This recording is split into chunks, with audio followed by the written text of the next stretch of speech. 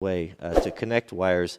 Many of us kind of maybe default to these little guys. We've seen these little automotive style connectors in there, and well, they're not great. Just go look at your trailer after a couple of years being outside using these. You know, they're not ideal. The ideal way though is to solder. It's a little intimidating, I think, by a lot of folks because maybe you don't have the equipment or you've had bad luck with it. I'll show you how easy this is to do with just a tiny handful of tools, and I'll show you. Let's go into the kit right now. There's really just a few things you need in your kit. And, you know, it's worth $100 or so. You can put together this kit that'll serve you for a lifetime.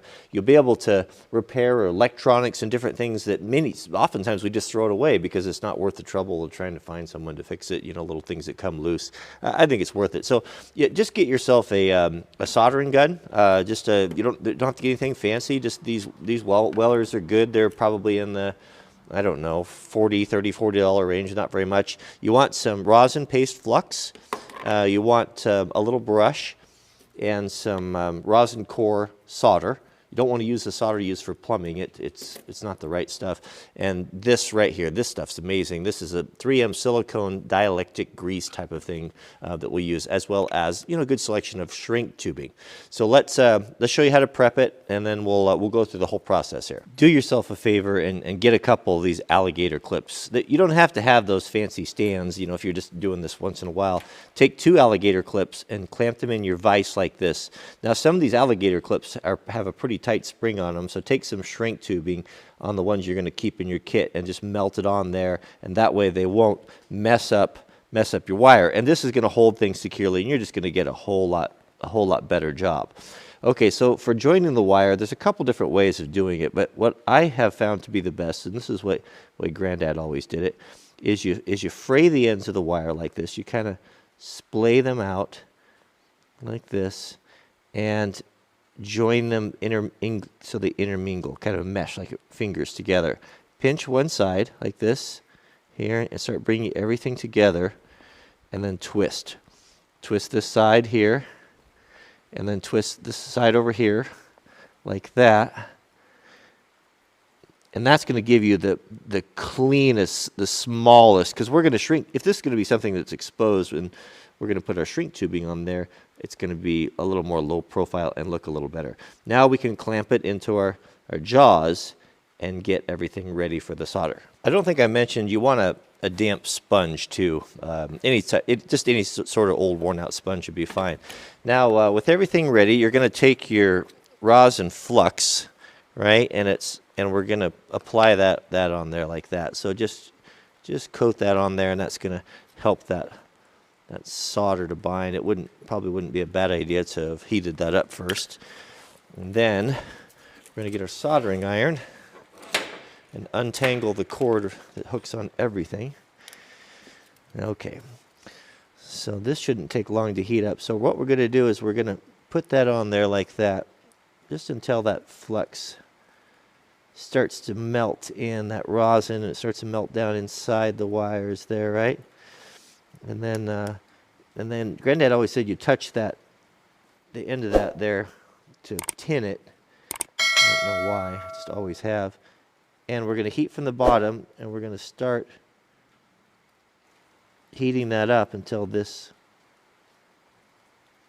melts. Now we don't want to touch the solder to the iron.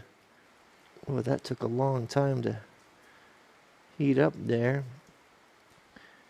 There we go. Now it's sucking in there just like that. We don't put so much on there that it's going to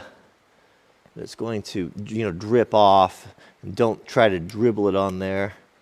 I could probably use a little bit more right there. There we go. That's all. That solder joint looks pretty good. Now remember, this is marginal advice, so take it for what it's worth. Now we want to waterproof this. This is where we're going to use the 3M silicone paste. Having this in your shop, anytime you put together electrical connectors or anything like that, is so good. It's so good. And we'll just put a little bit of that on there like that. And then now we're going to do our shrink tubing. Now I'm going to use a piece of clear shrink tubing just so you can kind of see what's going on and what a great connection that this is.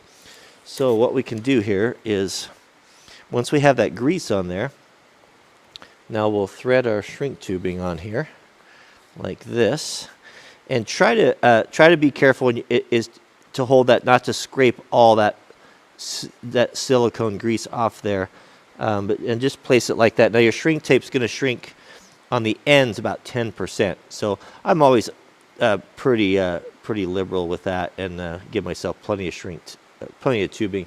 Now you can use, I'm going to use a heat gun. You don't have to use a heat gun. You can use a lighter. You can use a torch. Problem with the lighter and the torch is if you're not really careful, it will tend to burn the wire in the housing. Start from the middle. You're going to start from the very middle, and you'll see that that's starting to shrink right there. And then work to the outside edges.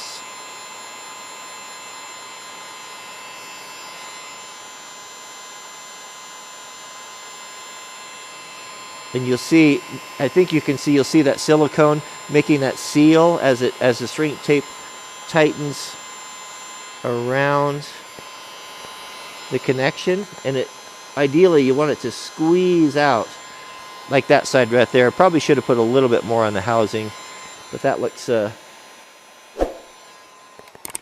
pretty good right there, actually.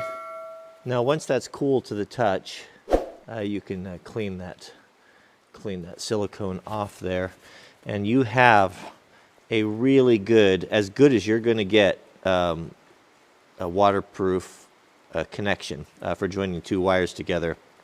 That's probably going to be tougher than the wire itself.